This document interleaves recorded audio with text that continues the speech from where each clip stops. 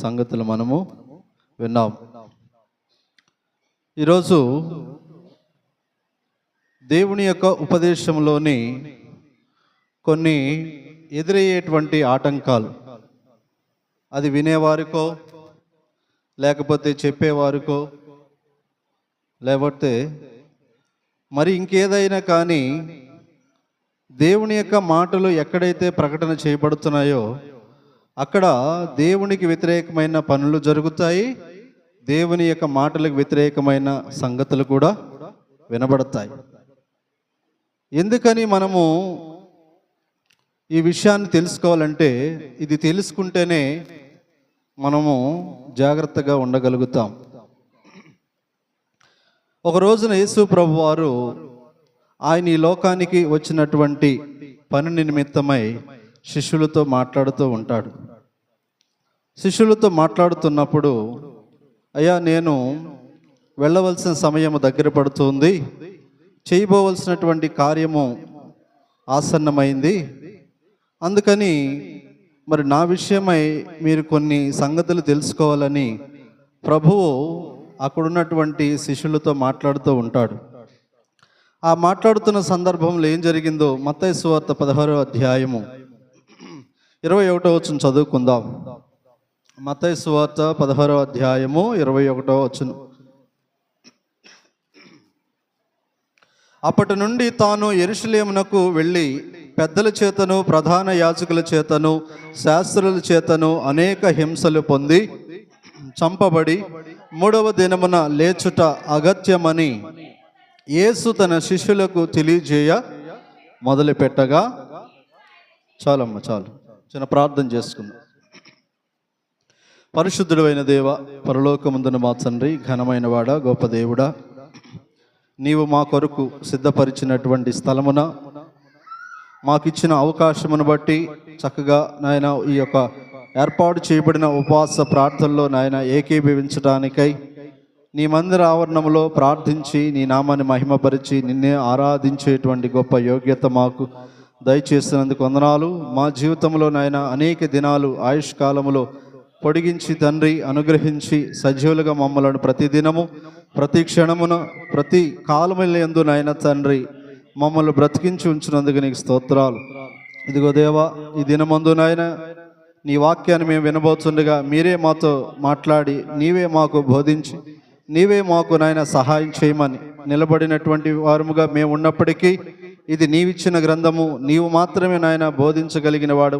నీ సహాయం ఉంటేనే, నీ కృప ఉంటేనే నాయన మేము నీ సంగతులను తెలుసుకోగలుగుతాము. అందును బట్టి నీ సహాయము కొరకు నీ పరిశుద్ధాత్మ అభిషేకము నిమిత్తమై నీ సన్నిధానములో నాయన చేస్తున్న ఈ ప్రార్థన నీకు ఇష్టమైతే దయతో అంగీకరించి ఈ సమయమంతయు నీ యొక్క పరిశుద్ధాత్మ ద్వారాగా తండ్రి మమ్మల్ని అందరిని బలపరచమని సహాయం చేయమని యేసుక్రీస్తు నామమున అడిగి ప్రార్థన చేస్తున్నాము తండ్రి, ఆమేన్.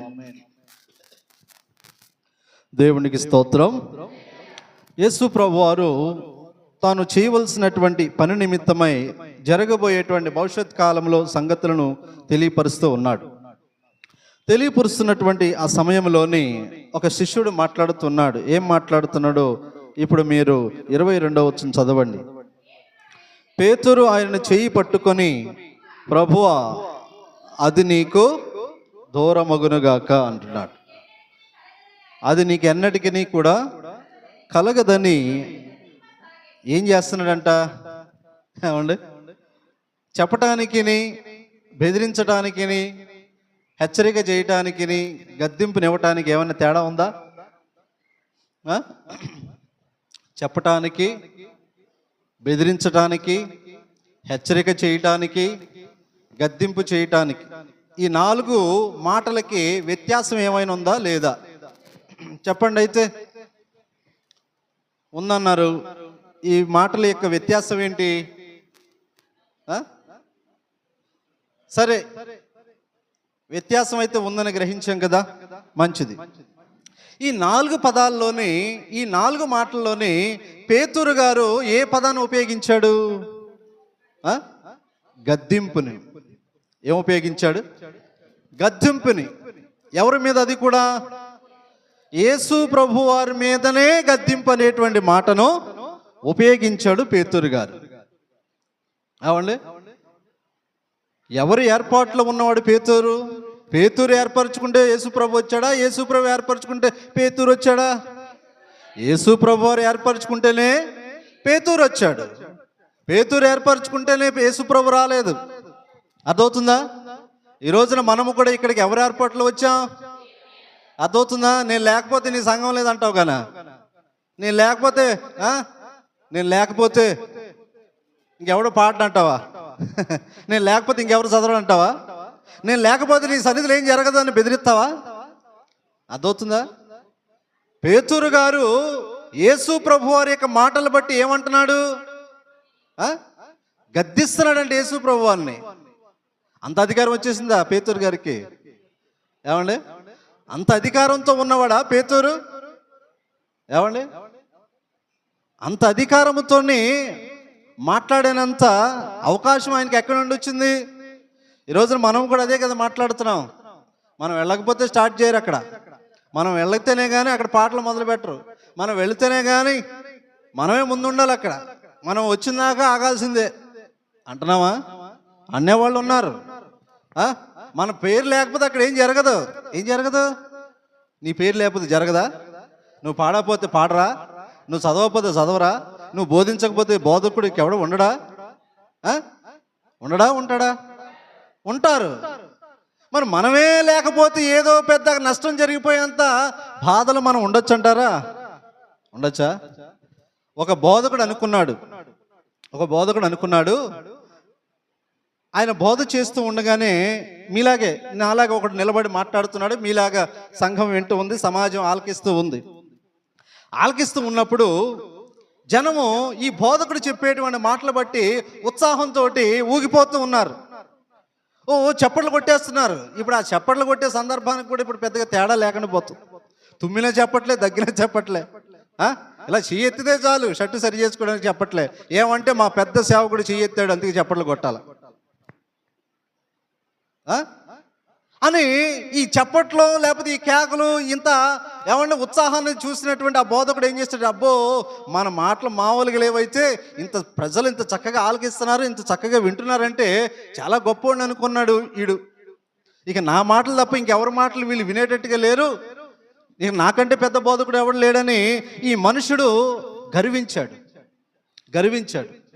గర్విస్తే ఏం జరిగింది? అప్పుడు సామెతల గ్రంథంలో ఒక మాట ఉంది కదా, నాశనానికి ముందు ఏం నడుస్తుంది? గర్వం నడుస్తుందంట. ఈ మనుషుడు గర్వించాడు. ఇది ఎక్కడుంది? అపోస్తుల కార్యంలో ఉంది.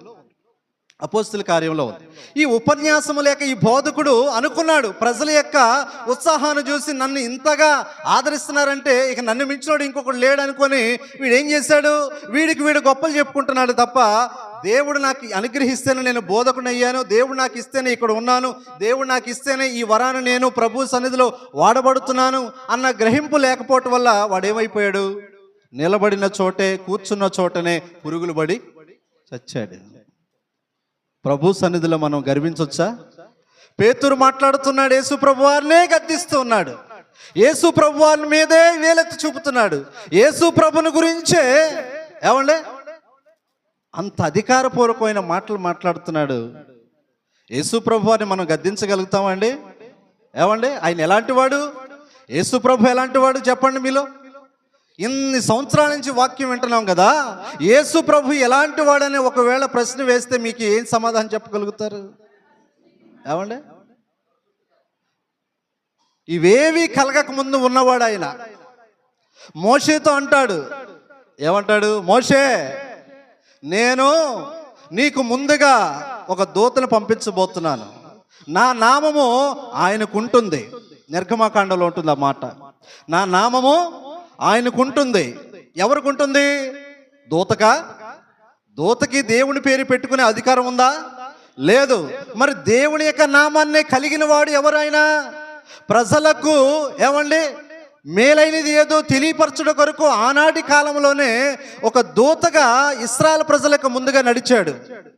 గమనించండి, సర్వశక్తుడైనటువంటి సృష్టికైన యెహోవా దేవుడే ఇశ్రాయేలు ప్రజలకి దారిలో ముందుగా నేను ఒకరిని పంపించబోతున్నాను మోషే, ఆయనకు నా నామం ఉంటుంది, నా నామము ఎలాంటిదో నా నామాన్ని ఆయనకి నేను ఇస్తున్నాను. ఆ నామము కలిగిన వాడు నీ ముందు ఉంటాడు, మీ మధ్య ఉంటాడు. కాబట్టి నాతో ఉన్నట్టుగా మీరు ఆయనతో ఉండొద్దు అన్నాడు. ఎవరితో ఉన్నట్టుగా? ఏమండే, ఇప్పుడు నేను మాట్లాడుతున్నాను కదా, ఇప్పుడు నేను మాట్లాడుతున్నాను కదా అని నాతో నువ్వు ఎలాగైతే ఒక స్నేహితుడిగా ఉన్నావో, నీ ముందు పంపించబడబోతున్నటువంటి నా నామము కలిగినటువంటి ఆయనతో నాతో ఉన్నట్టుగా నువ్వు ఆయనతో ఉండొద్దు. ఎవరైనా? యేసు ప్రభువారు. దేవునికి స్తోత్రం. యేసు ప్రభువారికి ఎంత అధికారం ఉందో తెలుసా?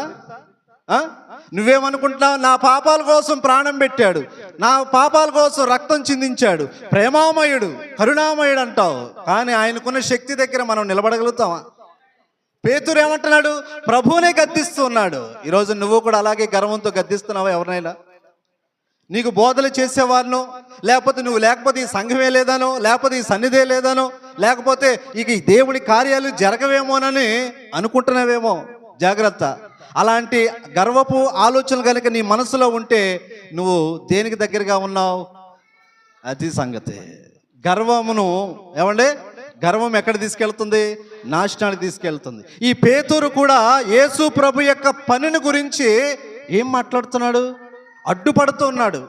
యేసు ప్రభు యొక్క అధికారాన్ని ఉల్లంఘిస్తూ ఉన్నాడు. యేసు ప్రభుని శాసించడానికి అధికారిని అయిపోయానని విర్రబీగిపోయేటువంటి మాటలు మాట్లాడుతున్నాడు ఈ పేతురు. అప్పుడు యేసు ప్రభు వారు ఏమన్నాడు? అయితే ఆయన పేతురు వైపు తిరిగి, సాతానా, పేతురు అన్నాడా, సాతాన్ అన్నాడా? పేతురు అని గుర్తుకు లేదా యేసు ప్రభు వారికి? ఏమండే, పేతురు అనేటువంటి పేరు మర్చిపోయాడా యేసు ప్రభు వారు? ఎందుకని పేతురుని పేతురు అని పిలవకుండా ఏమని పిలుస్తున్నాడు? సాతానా అంటున్నాడు. ఎందువలన? జాగ్రత్త. నేను బాప్తిసం తీసుకున్నాను, నా పేరు మారిపోయింది, రక్షణలోకి ఉన్నాను, నేను క్రైస్తవుడు అని అనుకుంటున్నావేమో. జాగ్రత్త. యేసు ప్రభు యొక్క చిత్తానికి గనక నువ్వు వ్యతిరేకంగా జీవిస్తే నువ్వు క్రైస్తవురాలు కాదు, క్రైస్తవుడు కాదు, రక్షణ పొందిన దానివి కాదు, రక్షణ పొందినవాడివి కాదు, బాప్తిజం తీసుకున్న అంతకన్నా దానివి కాదు. మరి ఎవరు నువ్వు? పేతురుని ఏమన్నాడు? సాతానా పొమ్ము. యేసు ప్రభు ఏదైతే నీకు తెలియపరుస్తున్నాడో, యేసు ప్రభు అంటే చాలామంది ఈ రోజున చులకనగా మాట్లాడుతున్నారు. ఏమండి, చులకనగా మాట్లాడుతున్నారు యేసు ప్రభు గురించి. యేసు ప్రభు యొక్క బోధల గురించి అవహేళన చేస్తూ ఉన్నారు. యేసు ప్రభుని గురించి తెలియపరిచేటువంటి బోధకులంటే లెక్కలేదు. ఆయన బోధలకు లోబడండ్రా, జీవితాలు చక్కపరుచుకుండ్రా అంటే ఎవడు కూడా పెద్దగా పట్టించుకుంటలేదు. ఇలాగే ఒక రోజున పౌలు గారు ప్రసంగం చేస్తూ ఉన్నాడు. ప్రసంగం చేస్తూ సమయం దాటిపోయి అర్ధరాత్రి అయిపోయింది. అర్ధరాత్రి అయిపోతే వచ్చిన వాళ్ళలో పేతురులాగా ఏమండి నిలబడగలుగుతారా? ఉండలేరు కదా. ఏమండి, వచ్చిన సంఘానికి ఏమండి పౌలు గారు చెప్పేటువంటి మాటలు బట్టి కొంత ఒక వ్యక్తికి ఏమైందంటే, ఇదేంటి ఇంత లేట్ అయిపోయింది, ఇంత సమయం అయిపోయింది, ఇంకా వదలడేంటి, ఇంకా ఆపడేంటి, ఇంకా వీటిని ముగించడేంటి అని ఈ ఒక వ్యక్తి అనుకున్నాడు. అనుకొని ఎక్కడికి వెళ్ళి కూర్చున్నాడు? అబ్బా కూర్చొని కాళ్ళు నొప్పులు వస్తున్నాయి, వెళ్ళి కిటికీలో కూర్చున్నాడు. ఒక యవ్వనస్తుడు ఎవడాడు? వాడి పేరు ఐతుకు.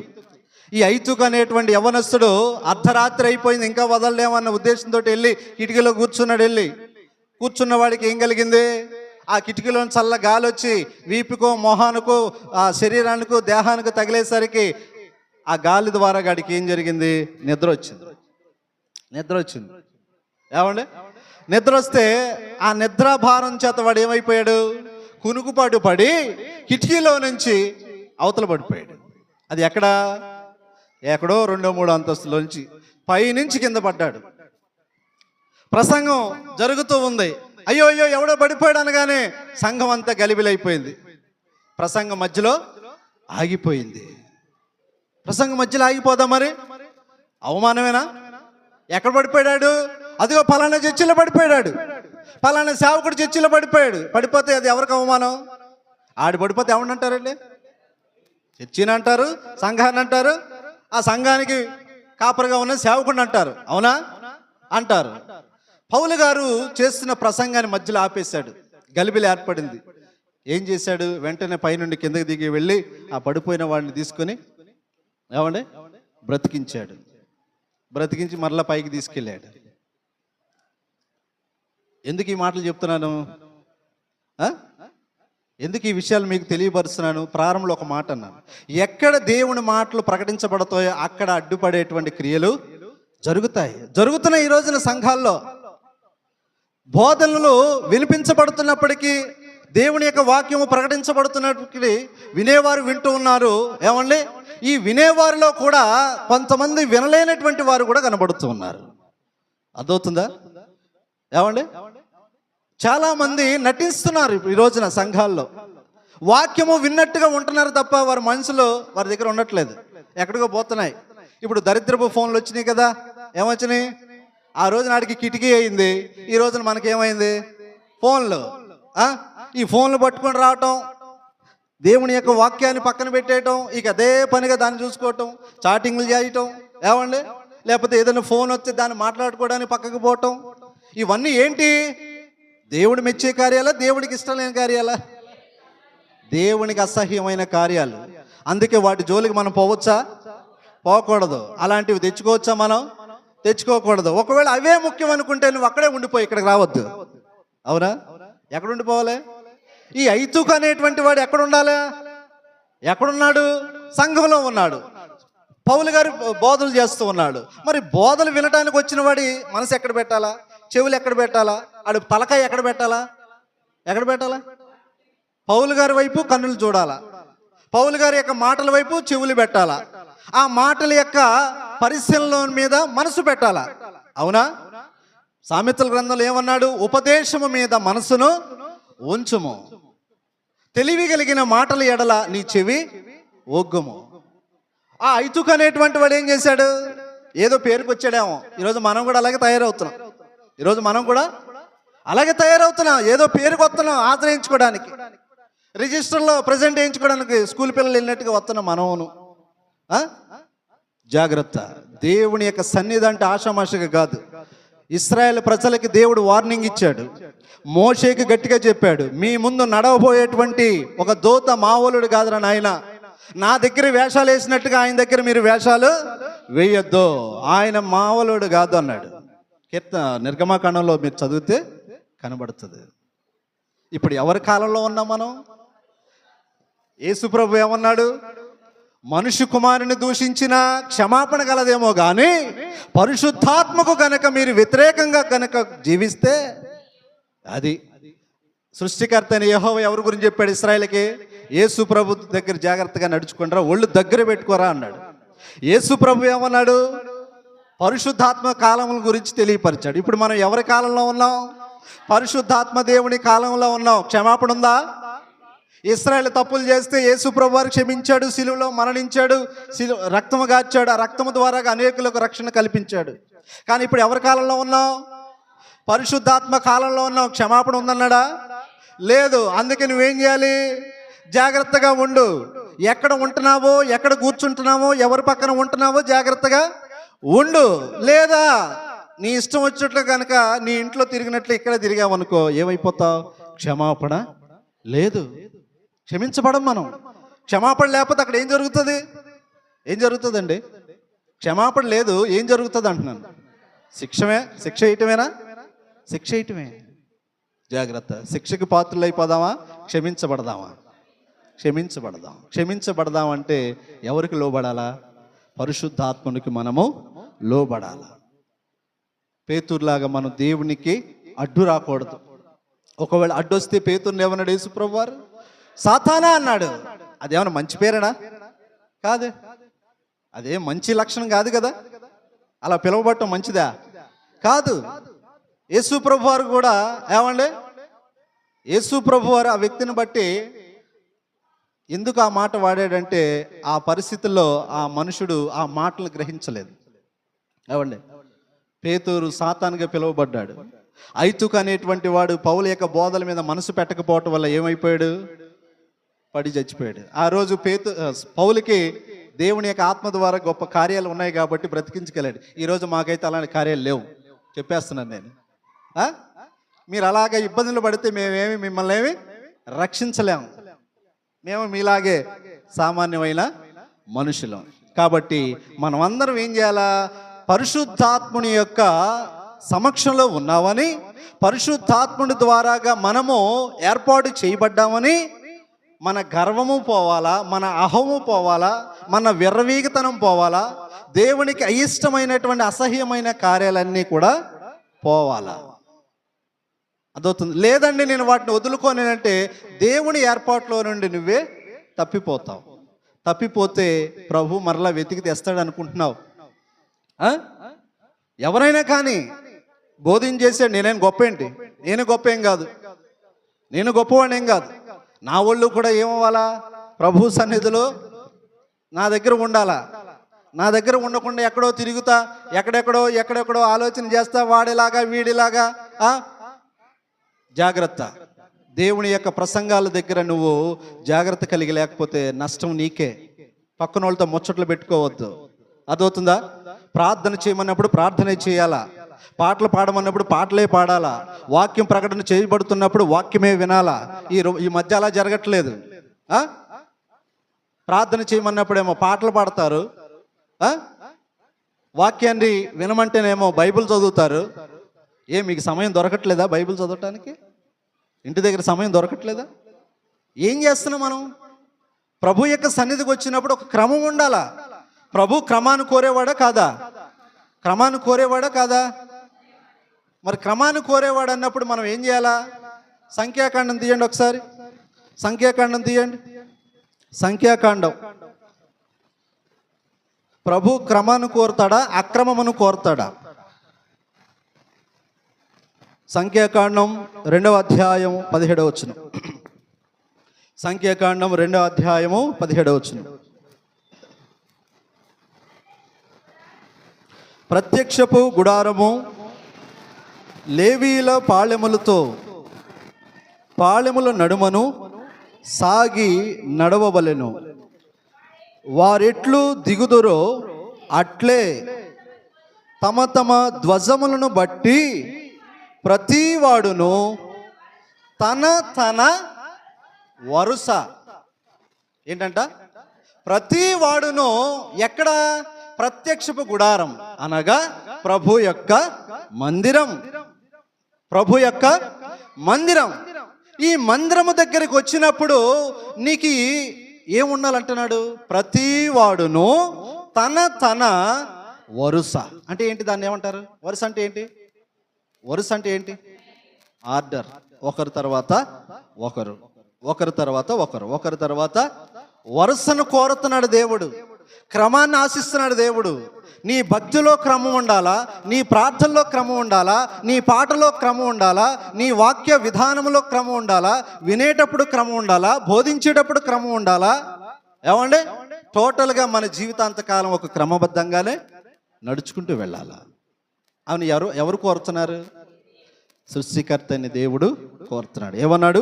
ప్రతి వాడును తన వరుసలో నడవాలా. ఎలా నడవాలి? చీమల్ని మీరు ఎప్పుడైనా చూసారా? ఎలా నడుస్తాయి? ఎలా నడుస్తాయి? ఫ్యాషన్ షోలో నడిచినట్టు నడుస్తాయా? మరి అలాగంటున్నారు మీరు. ఎలా నడుస్తాయి? వరుసగా. మరి దానికి ఉన్న జ్ఞానం మనకు లేదా? దానికి ఉన్న బుద్ధి మనకు ఉండొద్దా? ఏమో ఉండాలి కదా. దేవుని సన్నిధి అన్నప్పుడు భయం ఉండాలా లేదా? ఉండాలి. ఒక చీమ దగ్గరికి వెళ్ళి నేర్చుకోమంటున్నాడు ప్రభు. ఎందుకని నేర్చుకోవాలి? క్రమబద్ధమైనటువంటి జీవితం దాంది. ఏమండి? మరి మన జీవితం ఉందా అలాగా? లేదు. అందుకే ప్రభు అంటాడు, నువ్వు క్రమముగా ఉండాలి, నా సన్నిధిలో ఉండినప్పుడు జాగ్రత్తగా ఉండాలి. ఏమండి? ప్రభు నీకు ఏదైతే తెలియపరుస్తున్నటువంటి మాటలు ఉన్నాయో వాటిని బట్టి నీ బ్రతుకును సరిచేసుకునే విధంగా ఉండాలి. ఇది దేవుడిని నిన్ను కోరుతున్నాడు. లేదు నాకు వద్దనుకుంటే మాత్రము ఐతుకులాగా నువ్వు కూడా తుక్కు అవుతావు. ఏమవుతావు? ఐతుకులాగా నువ్వు కూడా తుక్కు అవుతావు. అందరూ ఎక్కడ కూర్చున్నారు? ఒక క్రమంలో కూర్చున్నారు. వీడెళ్ళి ఏం చేశాడు? ఎక్కడో కూర్చున్నాడు వాడికి నచ్చిన ప్లేస్లో. మనం కూడా ఎక్కడో తిరుగుతున్నాం మన మనసు. ఇక్కడ చాలా మంది ఉన్నాం కానీ అందరి మనసులు ఎక్కడ లేవు. అది మీకు తెలుసు, నాకు తెలుసు. కానీ అలా లేకపోతే చాలా ప్రమాదం, చాలా నష్టం ఏర్పడుతుంది. నష్టపోవటం మంచిదా? కాదు. నష్టపోవటం మనకి ఎప్పుడు మంచిది కాదు. మనం దీవించబడటమే దేవునికి ఇష్టం. ఏమండి, మనం ఆశీర్వదించబడటమే దేవునికి కావలసినటువంటి ఆలోచన. చూడండి, అదే సంఖ్యాకాండము 6వ అధ్యాయము 22వ వచనం. సంఖ్యాకాండము 6వ అధ్యాయము 22వ వచనం చదువుకుందాం. సంఖ్యాకాండము 6వ అధ్యాయం 22వ వచనం. యెహోవా మోషేకు ఇలాగ సెలవిచ్చెను, నీవు అహరోనుతోనూ అతని కుమారులతోనూ ఇలాగనుము, మీరు ఇశ్రాయేలీయులను ఇలాగూ. ఎవరు మాట్లాడుతుంది మాట? దేవునికి ఏమి ఇష్టం అంట? ప్రజలు దీవించబడటమే ఇష్టం. ఆ రోజున ఇశ్రాయేలు ప్రజల పక్షాన నిలబడినటువంటి యాజకులుగా అహరోను కానీ ఆయన కుమారులు కానీ లేక మోషేతో ఏం మాట్లాడుతున్నాడు? అయ్యా, ఈ ప్రజల్ని మీరు ఎప్పుడు కూడా ఏం చేయాలి? దీవించాలి. ఏమని దీవించాలి? యెహోవా నిన్ను ఆశీర్వదించి నిన్ను కాపాడునుగాక. రెండవది, యెహోవా నీకు తన సన్నిధిని ప్రకాశింపజేసి నిన్ను కరుణించునుగాక. యెహోవా నీ మీద తన సన్నిధి కాంతి ఉదయింపచేసి నీకు సమాధానము. ఏమండి, మీరు చదివిన ప్రతి మాటలో ఏం కనబడుతుంది? దీవెన కనబడుతుందా? ఒకటేమో కాపాడబడునుగాక అన్నాడు, ఒకటేమో కరుణించబడునుగాక అంటున్నాడు, మూడవది ఏంటి? సమాధానం. మనము దీవించబడటమే దేవునికి కావాల్సింది. మరి దేవుడి యొక్క దీవెన మనము పాత్రలు అవ్వాలంటే మనలో ఏముండాలి? ప్రభు ఇష్టపడే ఒక క్రమబద్ధమైన జీవితం ఉండాలి. ఆ క్రమాన్ని కనుక మనం కలిగి లేకపోతే మనం దీవెనలు పొందుకోం. ఏం పొందుకుంటాం? ఇక దానికి వ్యతిరేకంగా ఉన్నవే పొందుకుంటాం. అయితే దీవెన లేకపోతే శాపము. ఇక్కడ ప్రభువు దీవెన కోరుతున్నాడా, శాపాన్ని కోరుతున్నాడా? దేవుడే దీవెన కోరినప్పుడు మరి మనం ఆ దీవెన పాత్రలు అవ్వాలా లేదా? ఆ దీవెన పొందుకోవటానికి ఇష్టపడాలా లేదా?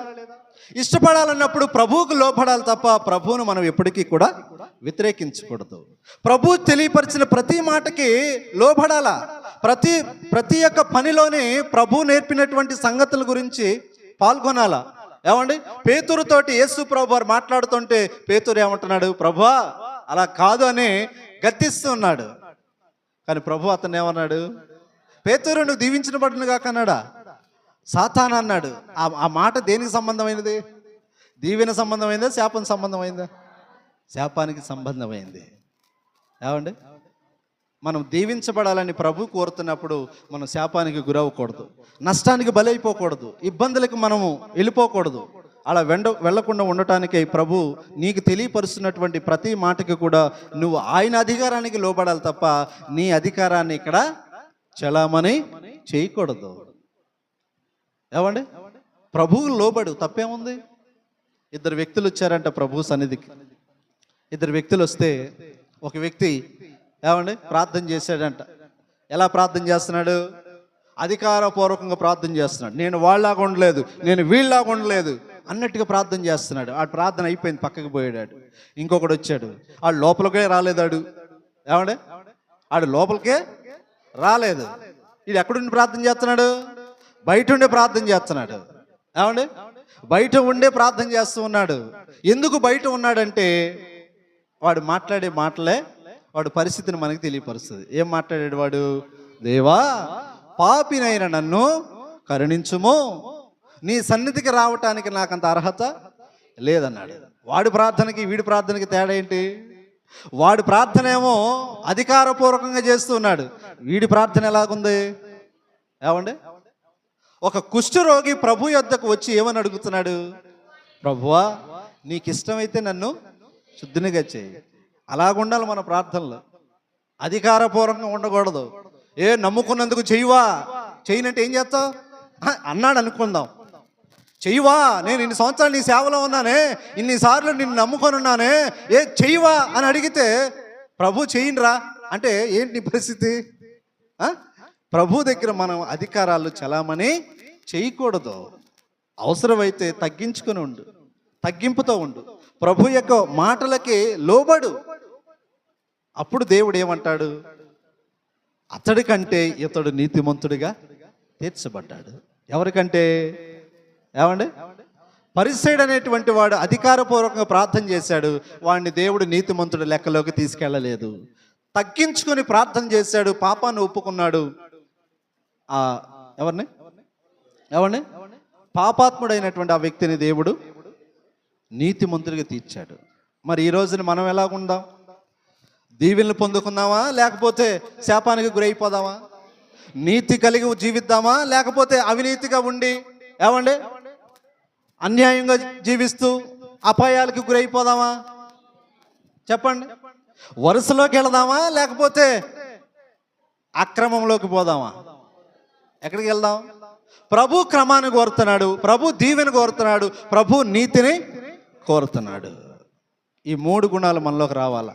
పోయిన వారం మూడు గురించి చెప్పాను కదా, గుర్తున్నాయి? ఏమైనా ఏం చెప్పాను?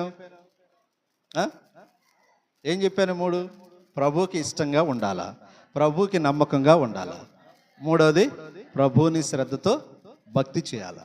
ఇలాగ చేసిన వారికి ఎన్ని విధాలుగా మేలు? 1 వ్యక్తిగతమైన మేలు, 2వది కుటుంబపరమైన మేలు, 3వది సమాజపరమైన మేలు. ఈరోజు కూడా 3 మాటలు. ఏమిటా 3 మాటలు? ఏమిటి ఆ 3 మాటలు? ప్రభు యొక్క సన్నిధిలో మనం ఎలా ఉండాలంటున్నాడు? క్రమము, ఒక వరుసలో ఉండాలి. ఉన్నావా? మనం చెక్ చేసుకోండి. ఉన్నావా? లేవు. ఏమండి? ప్రభు యొక్క మాట ఏంటంటే ఒక క్రమము. ఆ క్రమము కలిగినటువంటి వారి మీద దేవుడు దీవెనలు అనుగ్రహించమని అక్కడ ఇశ్రాయేలు ప్రజలకు ఉన్నటువంటి అహరోనికి చెప్పాడు. ఏమండి? అహరోను కుమారులైనటువంటి వారికి చెప్పాడు, అయ్యా ఈ ఇశ్రాయేలు ప్రజలు మీరు దీవించండి అని దేవుడు వారితో చెప్పాడు. ఇంకా దేవుడు మనలతో ఏమి కోరుతున్నాడు? ఏం కోరాడమ్మా? క్రమాన్ని కోరాడు. క్రమంగా ఉండాలని ప్రభువు ఆశించాడు. ఇంకెలాగ ఉండాలని కోరుతున్నాడో మత్తయి సువార్త 10వ అధ్యాయం, మత్తయి సువార్త 5వ అధ్యాయము, మత్తయి సువార్త 5వ అధ్యాయము 13వ వచనములు చదువుకుందాం. మత్తయి సువార్త 5వ అధ్యాయము 13వ వచనం. మీరు లోకమునకు ఉప్పు అయ్యున్నారు. ఉప్పు నిస్సారమైనదైతే అది దేని వలన సారము పొందును? అది బయట పారవేయబడి మనుషుల చేత త్రొక్కబడుటకే గాని మరి దేనికిని పనికిరాదు. ఇక్కడ ఒక సందర్భాన్ని చూపించాడు. ఏమన్నాడంటే, యేసు ప్రభు వారు మాట్లాడాడు. ఏమన్నాడు? మీరు లోకమునకు, కూరలకు కాదు, చేపలకు కాదు. అర్థమవుతుందా? ఎవరికి మనం ఉప్పై ఉన్నాము? ఏమంటే మీరు లోకమునకు ఉప్పై ఉన్నారు. ఉప్పు యొక్క స్వభావ లక్షణాలు తెలుసా మీకు? ఎవరికైనా చెప్తారా? ఉప్పు యొక్క స్వభావ లక్షణాలు గతంలో చెప్పాను, గుర్తుండకపోవచ్చు మీకు. వినండి. ఏమండి? ఉప్పు యొక్క స్వభావ లక్షణాలు చెప్పండి, కొన్ని చెప్పండి. నేను చెప్తాను, వినండి. కరిగిపోతుంది, కనుమరుగై పోతుంది. రుచిని ఇస్తుంది, అలానే శుభ్రత కలిగిస్తుంది. పురుగు పట్టనివ్వదు. ఏమండి? చెడు వాసన అంటే దుర్వాసననే రానియదు. తర్వాత సారాన్ని అనగా బలాన్ని ఇస్తుంది. ఎన్నున్నాయి ఉప్పులో? ఎన్నున్నాయి లెక్క పెట్టారా? మరలా చెప్తాను. ఉప్పు అనేది కరిగిపోయేటువంటి స్వభావం. ఎందుకు కరుగుతుంది ఉప్పు అంటే? అది రుచిని ఇవ్వటానికి. ఏమండి? మరి కనబడుతుందా? కనబడదు. మీరు వంట చేసేటప్పుడు అనేక పదార్థాలు విడివిడిగా వేస్తారు, అవునా? ఉప్పు వేస్తారు, పసుపు వేస్తారు, కారం వేస్తారు, టమోటా వేస్తారు, చింతపండు వేస్తారు, నూనె వేస్తారు, నీళ్లు వేస్తారు. ఇవన్నీ కూర అయిన తర్వాత కనబడతాయి, కనబడవా? కనబడతాయి. కానీ కనబడింది ఏది? ఉప్పు కనబడదు. కనబడదు. కనబడకపోయినా అది ఏం చేస్తుంది? రుచిని ఇస్తుంది. ఏమండి? నువ్వు ఎంత చింతపండు వాడు, ఎంత నూనె వాడు, ఇది గనక, ఈ ఉప్పు గనక వేయకపోతే నువ్వు ఎంత బ్రహ్మాండమైన కూర వండినా లేదు. ఇప్పుడు నీవు కూడా ఎలాంటి వారు అంటున్నాడు ప్రభు? ఎవరికంట నువ్వు? ఎవరికి ఉప్పై ఉన్నావు? లోకానికి మీరు ఉప్పై ఉన్నారు. ఆ ఉప్పు ఎంత జాగ్రత్తగా ఉంటే అంత ఉపయోగం అంటున్నాడు ప్రభు. చదవండి. మీరు లోకమునకు ఉప్పై ఉన్నారు. ఉప్పు నిస్సారమైతే, ఏమండి, మన కూరలోని మన వంటకాల్లోని ఉప్పు అనేటువంటిది కరిగిపోయి కనబడకపోయినప్పటికీ అన్నిటినీ కలిపి ఒక మంచి, ఏమండి, రుచిని కలిగించడానికి అది తోడ్పాటు చేస్తుంది. ఈరోజు నీవు కూడా ఈనాడు లోకానికి నువ్వు ఎలాగుండాలి? అందరినీ కలుపుకొని ఒక రుచికరమైనటువంటి సువాసన కానీ, ఒక రుచికరమైనటువంటి, ఏమండి, ఒక చక్కటి అనుభూతిని కలిగించే స్థానంలో దేవుడు నిన్ను పెట్టాడు. అర్థమవుతుందా? ఒక ఉప్పు కణము అనేటువంటిది కూరలో పడితేనే అది దానికున్న బలాన్ని బట్టి ఆ కూరకి అందాన్ని ఇవ్వగలదు. అదే గనక, ఏమండి, పాడైపోయిన ఉప్పు ఉంటుంది చూసారా? పాడైపోయిన ఉప్పు తెలుసా మీకు? పాడైపోయిన ఉప్పు తెలుసు కదా. మనం అప్పుడప్పుడు ఏం చేస్తారు మనోళ్ళు, ఇక ఉపయోగపడదని దాన్ని తీసుకెళ్ళి పాడేస్తారు. అదే దాన్ని తీసుకొని వచ్చి కూరలో వేయండి, ఏమవుద్ది? దానివల్ల రుచి కలగకపోవటమే కాదు, మిగిలిన పదార్థాలు కూడా ఏమైపోతాయి? పాడైపోతాయి. అందుకే ఆ ఉప్పు అనేటువంటిది దానికున్న సారము ఉన్నంత కాలమును బట్టి వాడబడాలి. అదవుతుందా? ఈరోజు నీవు కూడా దేవుడు నిన్ను ఒక పాత్రగా ఉపయోగించాలనుకుంటున్నాడు. అందుకే ప్రభు అన్నాడు, నీవు ఈ లోకానికి ఉప్పై ఉన్నావు. మూడవది 14వ వచనం, మీరు లోకమునకు, ఏమండి, నిన్ను దేవుడు ఎంత స్థానంలో పెడుతున్నాడు? అనేక మందికి రుచికరమైనటువంటి వారిగా ఉండాలి. నీ ద్వారాగా ప్రభు పరిచయం అయ్యి నీవు చేసేటువంటి పనులు బట్టి కానీ, నువ్వు నడిచేటువంటి క్రమం బట్టి కానీ, నువ్వు చేసే క్రియలను బట్టి కానీ నిన్ను చూసిన వారు ఏమనాలి? ఈమె నమ్మినటువంటి దేవుడు చాలా గొప్పోడురా, ఇతను నమ్మినటువంటి దేవుడు చాలా గొప్పోడు. ఎందుకు? ఈమె చాలా చక్కగా ఉంటుంది, ఇతను చాలా పద్ధతిగా నడుచుకుంటాడు, ఈమె మంచి పనులకే అవకాశం ఇస్తుంది, చెడుని అస్సలు ఒప్పుకోదు, ఏమండి అని సాక్ష్యం ఇచ్చేవారుగా ఉండాలి. మూడవది ఏమంటున్నాడంటే, మీరు లోకమునకు వెలుగై ఉన్నారు. వెలుగంటే ఏంటి అర్థం? చీకటిని పారద్రోలేదు, తరిమి కొట్టేది వెలుగు. ఇప్పుడు దేవుడు నిన్ను ఒక వెలుగుగా చేస్తున్నాడు ఈ లోకానికి. లోకంలో చీకటి ఉంది, లోకంలో, ఏమండి, అపవిత్రత ఉంది, అపరిశుభ్రత ఉంది. అది దేవుడు నీ ద్వారాగా దాన్ని ఏం చేయాలనుకుంటున్నాడు? తొలగించాలనుకుంటున్నాడు. మరి తొలగించాలంటే ముందు నీవు వెలగాలా, ఆరిపోవాలా? వెలగాలి. అలా వెలిగించబడాలంటే నువ్వేం చేయాలి? ప్రభు యొక్క అధికారంలోకి రావాలి. ప్రభు 3 మాటలు నేర్పించాడు. ఒకటి క్రమము, రెండవది ఉప్పు గుణాలు, మూడవది వెలుగు. ఈ మూడిటిని నీవు కలిగి ఉండాలి. అర్థమవుతుందా? ఈ మూడిటిని మనం కలిగి ఉండాలి. మనం ఎప్పుడైతే ఇవి కలిగి ఉంటామో మన ద్వారాగా మరింత మంది ఏమవుతారు? ఏమండి, మరింత మంది ఏమవుతారు? వెలిగించబడతారు. దానియేలు గ్రంథం చివరి అధ్యాయం, దానియేలు గ్రంథము చివరి అధ్యాయము 3వ వచనం చదవండి. దానియేలు గ్రంథము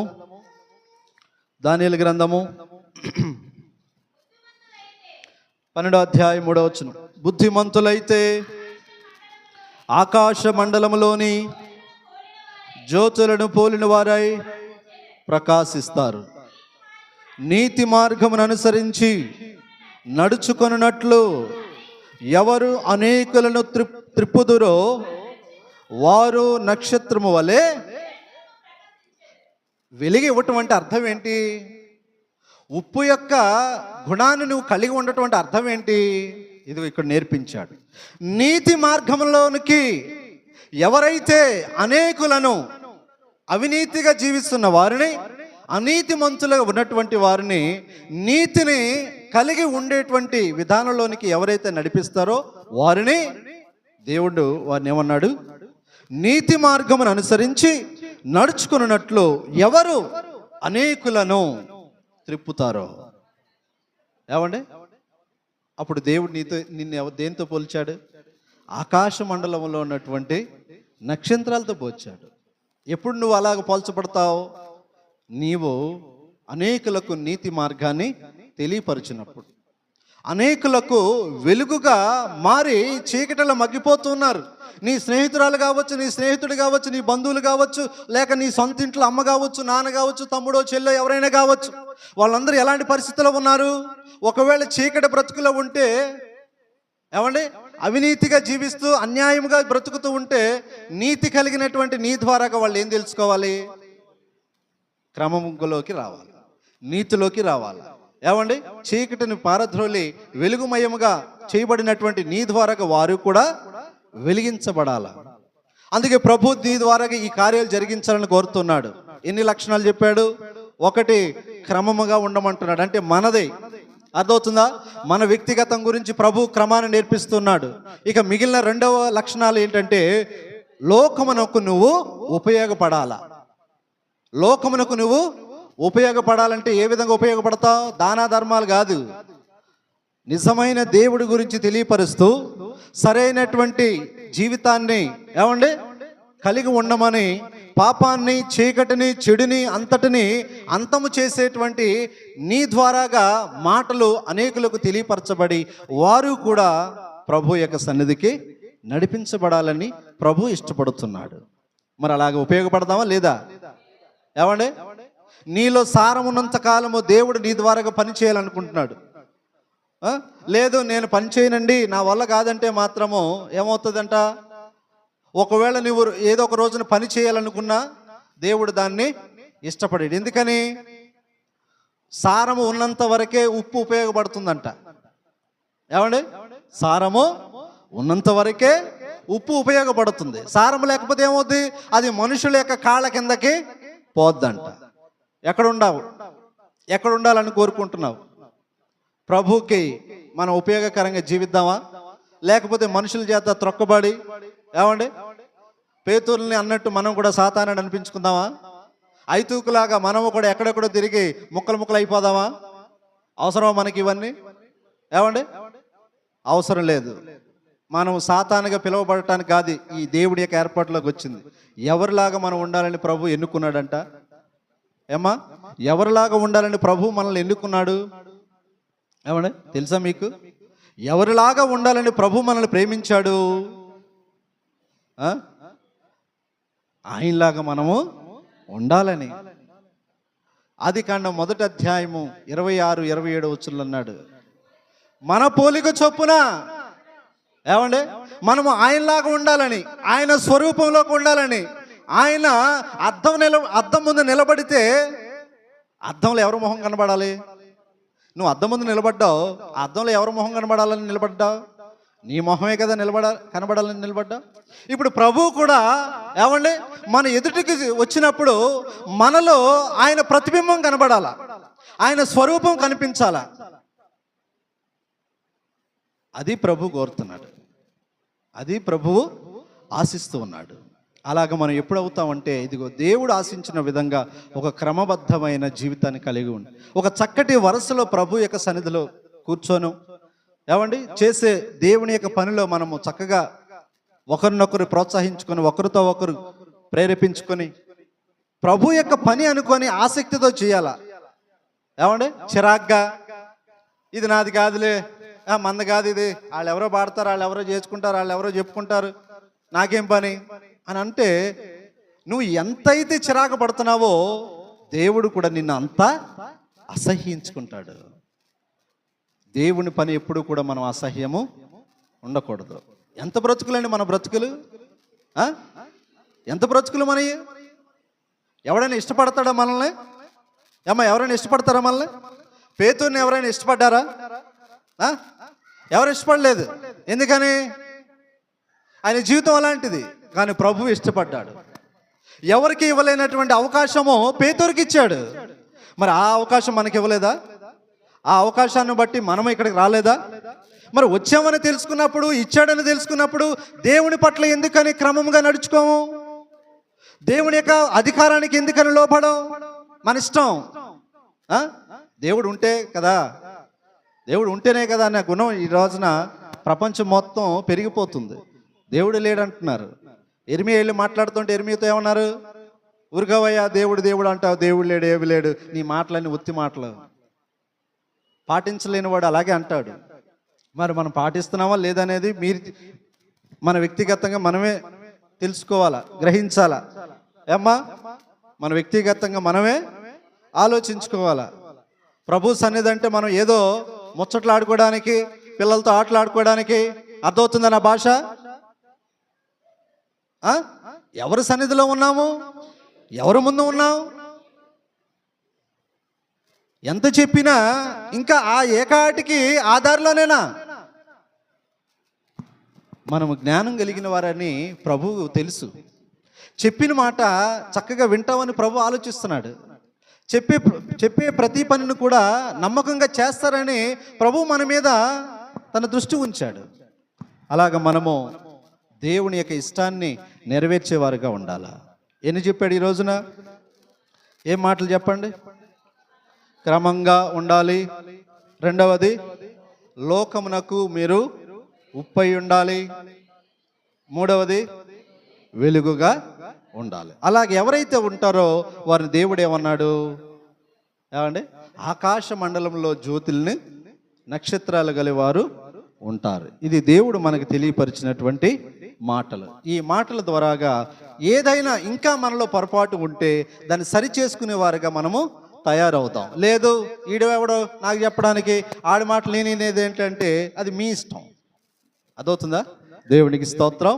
మీ అందరికీ మరొకసారి ప్రభు పేరట వందనాలు.